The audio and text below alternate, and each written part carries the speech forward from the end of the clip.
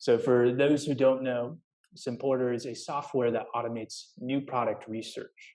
And today we'll be covering a few different points. First, we'll do an introduction. What's the methodology about? Then we'll dive into some overall category insights across cosmetics. After that, we'll cover makeup trends, things like, what's going on inside makeup with a special focus on foundations and lipsticks, because we're seeing a lot of change going on in those two categories or subcategories. Then we'll cover skincare, and we'll look at some skincare trends, whether it's sun care products or it's cleansers themselves. But before we get in there, about us, and in this report, these are the major data sources we analyze. We look at social media data, customer reviews, search traffic, and product descriptions. And whether it's using Google or it's Instagram or it's Walmart.com or so on, what's really important is that we use our natural language processing algorithms to automatically understand what ingredients, need states, sensory attributes, and so on are coming up inside that data. And then we use more machine learning models to then make predictions about the future. What is the demand going to look like? What's the overall opportunity size? And what is competition going to look like? So that brand managers, consumer insights teams, and so on can really grasp what should be in future products, where should innovation look, and what's going on. So we take all of that data, then we output those scores, and the ultimate goal is to increase new product success, decrease and de-risk new product development, and grow new product revenue. But now we're going to dive in, and we will look at overall category insights. And so I'll just start off, and I think, Tim, I'll hand it off to you in about, 3-4 minutes. Overall, we analyzed, for this webinar, almost 4 million different consumer data points, and we saw quite a bit of growth going on. A lot of the growth was influenced by COVID, sort of some spikes. We see growth in user-generated data. So whether it's social media is continuing to grow year on year, or reviews, search, and so on. And it's really important to recognize that if we look year on year, we're seeing 143% growth. And that growth is going to spill over into next year. So what we've done here is you can see two different charts. One is share of voice, skincare versus makeup. The other one is predicted category growth. We can see that there are much more consumer conversations, more search online, and so on around skincare than makeup, which was pretty surprising. Potential reason could be the diversity of different attributes in skincare, whether it's ingredients or benefit claims. And we see that in 2022, there will be this continued recovery from COVID overall. But what's really interesting, where we'll dive a lot deeper, is where are those declines going to occur? Because what you'll learn in this webinar is there's a lot of growth going on, and there's a lot of drops that will also happen next year. And it's been really interesting putting together this research, because the category is going to experience huge disruption next year. So in terms of the categories overall, what are we seeing? We're seeing that powders and sun care kind of products like self-tanning solutions are growing really rapidly. We see a growth rate around 48% for powders, around 32% for tan and sun care products. We also see lips growing, which is to be expected, right? Lipsticks are really taking off next year, especially as people, even now are being vaccinated and taking off their masks more often. But going into this research, we expected lips, lip care, and so on to be the top opportunity. And when we dove into the data, we learned it is really high up there, but that powders and self-tanners and so on are doing much better and will do better next year. In terms of the losers, we saw toners, scrubs, cleansers, and so on. To me, the most interesting pieces here were scrubs and masks. We saw scrubs and masks really take off in the past 2 years, especially since that February, March of 2020. And what we've seen and predicted going into next year is that dynamic is going to flip. And in other words, consumer demand and consumer interest for scrubs and masks has already peaked.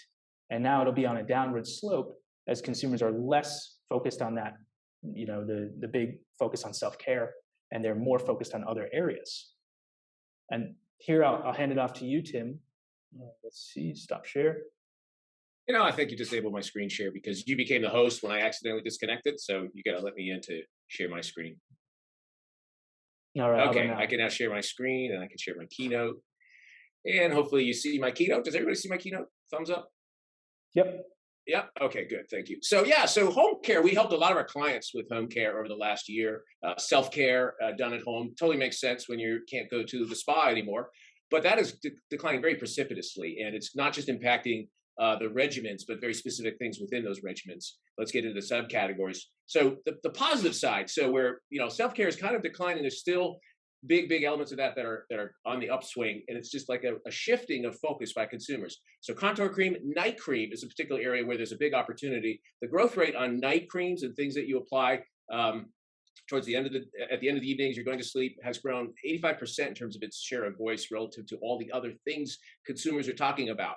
And again, as Dylan said, this data is coming from both product reviews and social media and even search. What's really their focus right now? Eyeshadow, because everyone's thinking about getting out, a little bit more entertainment going on. Hopefully not in all of America, but among the vaccinated populations.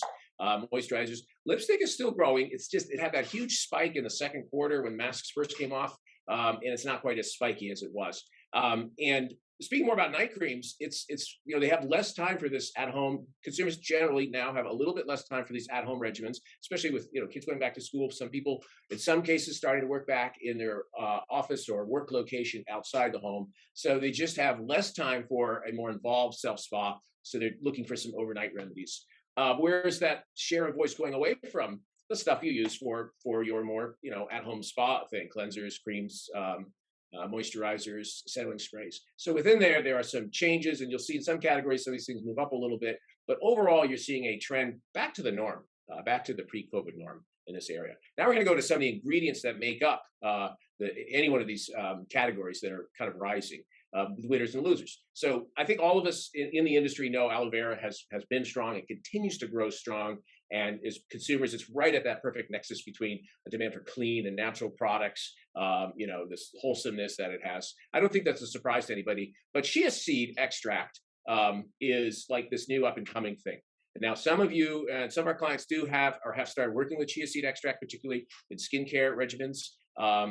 And that's going to become more important, and we'll talk about that in a bit. And then niacinamide, which is for anti-aging properties, is coming up. Castor oil, vanilla, and then some things we've seen for a while, like soy extracts and shea butter. But these are getting a lot of attention. What's going away? Or chia seed, as I said already, great for hydrating, strengthening the skin barrier, inflammation, anti-aging, and combating UV damage. So that's an element that everybody should be considering. What are some of the losers here are these sort of natural essence kind of things like rosewater, jasmine, cucumber. They were very popular and very buzzy 6 to 18 months ago, and they're just kind of on the downswing. It doesn't mean that they're rejected out of hand. It just means they're not capturing the consumer conversations. So those are ingredients, and now we sort of look at the data a little differently, talk about what consumers are describing as needs that they have, what we call need states. What is their focus right now? There's a big shift to skin treatment, skin acne coverage, blemish coverage, any kind of, just imagine oily skin and face masks coming off. So that's kind of the new thing right now it's been around forever, but that has become very hot right now, dealing with bacteria on the face, not necessarily related to face masks. Some of that is our more youthful audience coming into the picture in the category. We've got a lot of young people who have grown into this category relatively recently, in the last couple of years. So you're seeing a lot more focus on sort of treating those kinds of problem areas. Things that were pretty buzzy over the last year that are coming down in terms of need states. Hypoallergenic is always going to be need and demand for that, but that's just something they're not searching for as often. The skincare routines, anti-aging. Overall, we definitely see a shift. And again, it's across kind of the overall spectrum of cosmetics that we're talking about in skincare. But there's a measurable shift between anti-aging shifting down to the problems that people in their 20s tend to have, like acne and blemishes like that. So keep that in mind with your portfolio, that we're seeing a little less focus by consumers writing in these different channels we're talking about on the anti-aging stuff right now. Hey, Tim, The do you think you can go back a couple of slides? We got a question about retinol, if it's on 2 slides or on one of the decline slides, maybe? No? Yeah, we had retinol under an ingredient, I think. Yep. Ingredient. You think you could talk about that for a minute? Yeah, it's back to the point of anti-aging it's not as hot and buzzy as this treatment thing. So retinol has always been important for anti-aging. I'm not saying that ingredient is going away, but it's not being discussed as much as some of these other things. It's certainly not as much as some of the more natural elements that people perceive to be more natural. So going back to where I was, so we already said this, we're investing a little less time in self-care because we're going back to the norm. So themes that we're talking about here, one of the major themes, and these are going to cross, this is still overall across skincare cosmetics. There's some things that you should be very mindful of, and talc-free is one of them. Is sort of consistent with clean, but talcum powder has a very negative association because of the problems that we're seeing with talcum powders and ovarian cancer. And there's some associations there, lots of lawsuits, but there's just a trend to try to not just stay away from using a talcum powder, but overtly claim that you're talc-free. That's an opportunity for anybody to get behind. In Instagram, of course, that's where I think everybody knows that that's where the thought leaders, influencers are to be found for both skincare and well, a lot of categories, but certainly skincare and cosmetics. Vegan. Now, a lot of you are considering clean, natural, organic, vegan. We have all these sustainable. There's all these different ways to describe a product that can be considered vegan. If you can have a vegan claim, that's the strongest of the bunch. And maybe that seems counterintuitive in this category. I thought so. I thought clean would be the strongest, the most interesting point for people, but they realize more and more consumers, especially those leading edge thought leader influencers type, have an understanding of what's going into the product. And they have an understanding of if it's vegan or not. And so that has become buzzy and popular. And you can see 2.26% share of voice when we talk about themes growing at a 35% growth rate. That's significant. And if it doesn't take you much to change your claim or add it to a claim, by all means, you're going to pick up incremental business by doing that. Back to talc, though, I already covered this. So there's a bad association with talcum. And if you can have a talc-free claim, that's going to help you as well. Other losers here, and we got to be very careful about saying losers. They're just on the downslope here. But anything that is sort of recycled, sustainability is very important to these consumers, but it's always about being closer to the skin.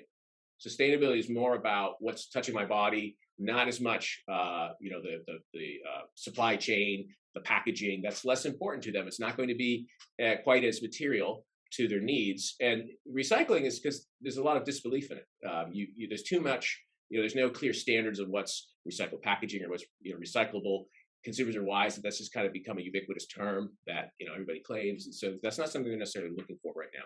Celebrity endorsed.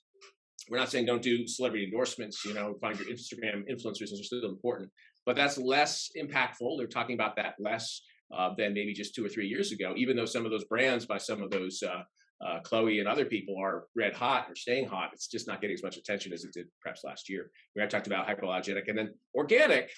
If we had a food webinar, we would talk about how powerful organic is right now. But in this category, it's more about clean or vegan, less about organic. Now in fragrances, there's been a lot of activity in fragrance this year, and our clients who do fragrances have had some really interesting times over the last 18 months, to say the least. You have, I think this is pretty well publicized, that you have these sort of natural elements like a rainwater or vanilla. These notes that are more earthy and natural are growing rapidly. The citruses are declining, and then the florals are really declining. It's all about kind of going natural. Of course, the floral is natural, but you know what I mean? It's rainwater, earthy musk, ocean scents, is sort of less specialized, less floral, less citrus bouquets, more about this earthy kind of tones are what's important. Where are we losing it? The sweets, amber, sweet rose, and then the florals and the fruities, all those notes, that if you look at the scale of those scents, those are kind of declining, and the ones that are a little bit more earth tone are the ones that are growing in fragrance. And that covers any kind of product. That's not just for actual perfume fragrance, but going with any kind of product, you really want to look at your fragrance portfolio. There's been a big surge of botanicals. Sorry, Siri is joining the call. There's been a big surge of botanicals in the last 2 years, but of that range of botanicals, look for the ones that have really flowery notes, and you probably want to de-emphasize those a little bit, focus more on this earthy kind of stuff. And in form factors, again, for overall stuff, anything that's a powder right now, pads, creams, those are all growing rapidly. A lot of the form factors here are influenced by the other product categories. So you don't lead with this, but this is just important to know. But where we're seeing some things going down, again, a lot of this has to do with the self-care at home, wipes, oil sprays, serums going down. Serums tend to be associated with the anti-aging stuff, so I wasn't surprised to see that going down. Gels and masks, of course, part of self-care at home. So some shifting of those categories going on there. Colors is just the hardest thing to be sure about. So you may have seen us report, and other people reported when masks came off and lips had this immediate trend towards these really audacious colors. You had these plums, you had these bright reds, vivid colors coming out. That's kind of normalized a little bit in lips. And overall, we're seeing a trend towards, I don't really know how to describe these colors except to read them. But so in terms of both colors and finishes, Sheers versus mattes are more important. Glitter is in a lot of color stuff, whether we're talking about makeup or lips. Satins are popular, metallics are popular, and matte and nudes. Red is still in there, but it's not quite as bright red as it was even just 3 months ago. But nudes, and so we're getting back to that kind of. I think that was more like we had pre-COVID, that kind of natural tones. And some of these things that were really buzzy last quarter, like you probably all heard us talking about purple and plum. Those have all kind of declined or normalized a little bit. Grays, berries, purples, shines, pinks. Um, so those have become less important. And this data is over the last 1 month or so. So we're definitely seeing a normalization. And so if you invested very heavily in a lot of bright, bold, vivacious colors because Glamour was writing about that in the May issue, get back to that assortment, relook at that